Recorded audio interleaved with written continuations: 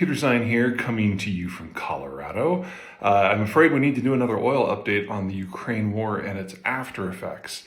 Now, one of the problems that I had identified is between ship captains refusing to go into Russian ports and European dock workers refusing to unload Russian cargo, and insurance companies not providing the indemnification that is required to sail in a war zone in the first place, that the Russian pipeline system was going to back up all the way from the port to the wellheads. And when that happened, the Russians were going to have no choice but to shut the entire system down, or their system would fall apart on them.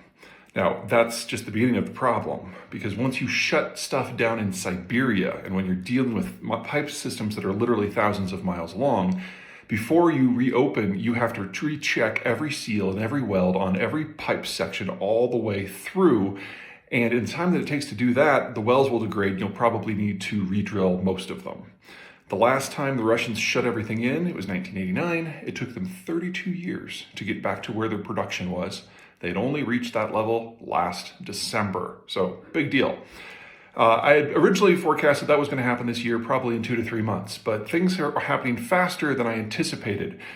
Just yesterday, on March 22nd, we started hearing reports from multiple Russian refineries in different parts of the country that they were having to stop their runs because they didn't have enough storage, because they weren't getting people to buy their stuff.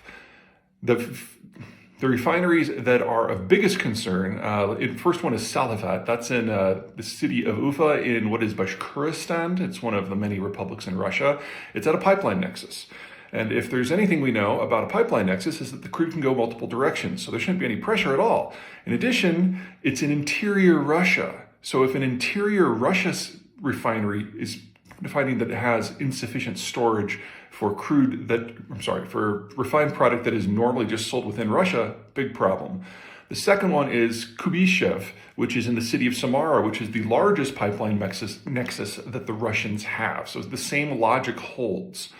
But the one that worries the most is Tuapse down on the Baltic Sea coast. I'm sorry, not the Baltic, the Black Sea coast.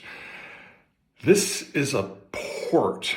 And if there is anyone who is willing to pick up Russian product at all, they should be able to pick it up from there. But the refining facilities are indicating that there's just not enough storage and they're having to stop runs.